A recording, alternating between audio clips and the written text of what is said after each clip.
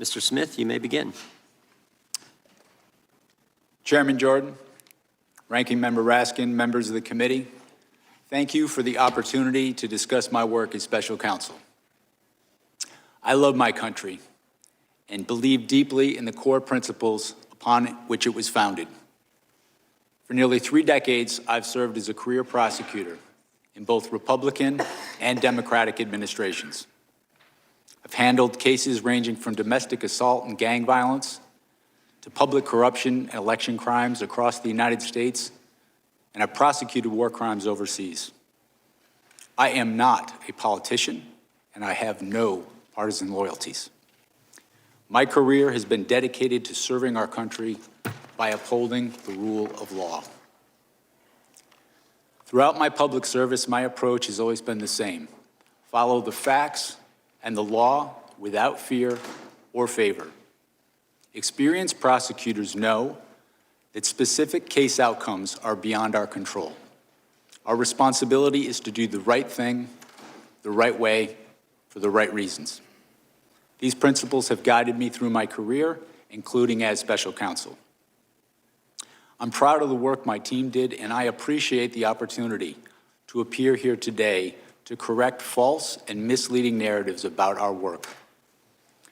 During my tenure as special counsel, we followed Justice Department policies, we observed legal requirements, and took actions based on the facts and the law.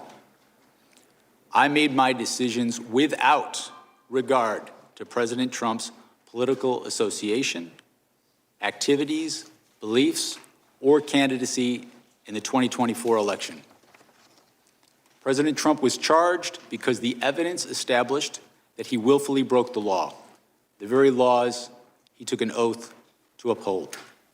Grand juries in 2 separate districts reached this conclusion based on his actions, as alleged in the indictments they returned. Rather than accept his defeat in the 2020 election, President Trump engaged in a criminal scheme to overturn the results and prevent the lawful transfer of power. After leaving office in January of 21, President Trump illegally kept classified documents at his Mar-a-Lago social club and repeatedly tried to obstruct justice to conceal his continued retention of those documents. Highly sensitive national security information was held in a ballroom and a bathroom. As I testify before the committee today, I want to be clear. I stand by my decisions as special counsel, including the decision to bring charges against President Trump. Our investigation developed proof beyond a reasonable doubt that President Trump engaged in criminal activity. If asked whether to prosecute a former president based on the same facts today, I would do so regardless of whether that president was a Democrat or a Republican. No one should be above the law in this country, and the law required that he be held to account, so that is what I did. To have done otherwise on the facts of these cases would have been to shirk my duties as a prosecutor and as a public servant, of which I had no intention of doing. I remain grateful for the counsel, judgment, and advice of my team.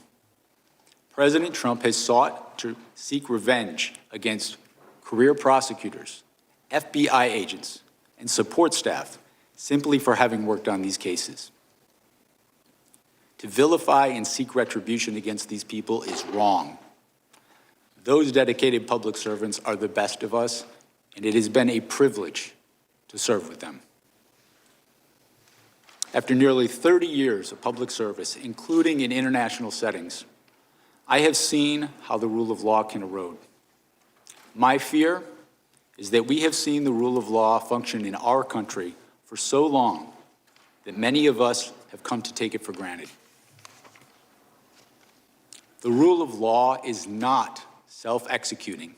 It depends on our collective commitment to apply it.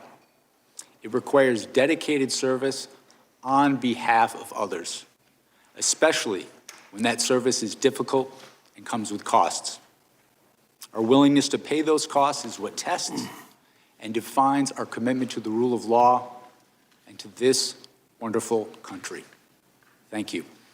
The former U.S. Special Counsel Jack Smith testifying up on Capitol Hill on camera this hour. Smith was sworn in last hour before the House Judiciary Committee. He's been a frequent target of President Trump's and many Republicans, and that's why he asked to testify publicly today. Smith secured 2 criminal indictments against Trump when he was with the Biden Justice Department. They involved Trump's alleged role in trying to overturn the 2020 election and charges that he mishandled classified material. And this morning, Smith again emphasized that he operated without any political bias. I want to be clear. I stand by my decisions as special counsel, including the decision to bring charges against President Trump. Our investigation developed proof beyond a reasonable doubt that President Trump engaged in criminal activity. If asked whether to prosecute a former president based on the same facts today, I would do so regardless of whether that president was a Democrat or a Republican. CNN congressional correspondent Lauren Fox is on Capitol Hill. Lauren, testimony began about an hour ago. The hearing is still in recess, but what have you heard that jumped out to you? Yeah, I mean, what you're seeing here are 2 distinct efforts by both Republicans and Democrats. And Democrats are really trying to give Jack Smith some space to tell the story of his investigation, to remind voters who may have forgotten over the last year of Trump's presidency what was at stake in this investigation for Jack Smith and his team. You know, you heard from the beginning Jamie Raskin, the ranking member, laying out Jack Smith's history as a non-political prosecutor and sort of trying to make it clear that this is someone who would have done this investigation regardless of if this was a Republican or a Democrat who had carried out these actions. Meanwhile, you have Republicans doing the exact opposite, trying to put him in the hot seat, trying to triangulate any differences that may come up between what he said in a closed-door deposition to members just a few weeks ago and what he is saying in public. Republicans obviously are being very careful here to try to create any daylight, any kind of perjury trap here for Jack Smith. So that is something that is also playing out in sort of the piece of this as he is testifying. Now, I will note that lawmakers on Capitol Hill are engaging right now in a vote series on the House floor. That is why you are having this recess. So they sort of got started, had a couple of members do questioning, and then they quickly had to adjourn and turn to the House floor because they obviously have important issues to deal with today, including trying to get that government funding bill passed before the government funding deadline at the end of next week. All right, busy day there on Capitol Hill. Lauren Fox, we appreciate it.